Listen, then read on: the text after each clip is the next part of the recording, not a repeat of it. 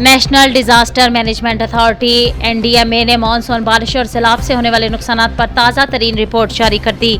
NDMA के मुताबिक गुज़िश्ता 24 घंटों में मजीद 57 अफराद जिंदगी की बाजी हार गए। सिंध में 38, खैबर पख्तूनख्वा में 17, कश्मीर और बलोचिस्तान में 1 हलाकत रिपोर्ट हुई है, जबकि 24 घंटों में जख्मी अफराद की कुल तादाद 7,683 रिकॉर्ड की गई है।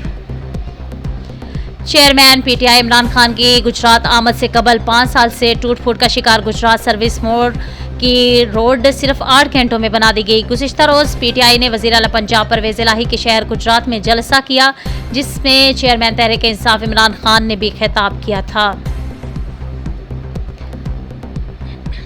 सक्खर बैराज पर ऊंचे दर्जे का सैलाब है। तौंसा बैराज से आने वाला 6 लाख क्यूसेक करेला सक्खर बैराज में दाखिल हो गया।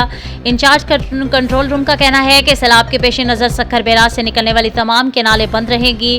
कोटरी बैराज से 5,14,000 क्यूसेक का बड़ा रैला गुजर रहा है। श्रीलंका में मुजाहरों और एहतजाज के बाद मुल्क से फरार होने वाले साबिक सदर गोटाबाया राजापाक से वतन वापस पहुंच गए। गैर मुल्की मीडिया के मुताबिक 73 साला साबिक सदर गोटाबाया राजापाक से जुलाई में बदतरीन मौशी बहरान के बाद हुकूमत की तरफ से बड़े पैमाने पर एहतजाज और मुजाहरों के बाद मुल्क से फरार हुए थे।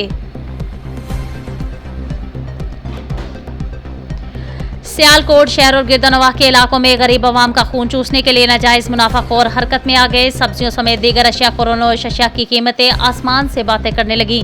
दिन ब दिन नाजायज़ मुनाफाखोरी हद से बढ़ने लगी। नाजायज़ मुनाफाखोर आए रोज़ अपनी मन मर्जी की कीमतों पर अशिया खुरोनोश फरोख्त कर रहे हैं। नाजायज़ मुनाफाखोरों की जानिब से मन मर्जी की कीमतें वसूल करने के बायस नाजायज़ मुनाफाखोरों ने अवाम की कमर तोड़ कर रख दी, जबकि तहसील इंतजामिया ने अवाम को रिलीफ देने की बजाय परेशानी में मुब्तला कर दिया।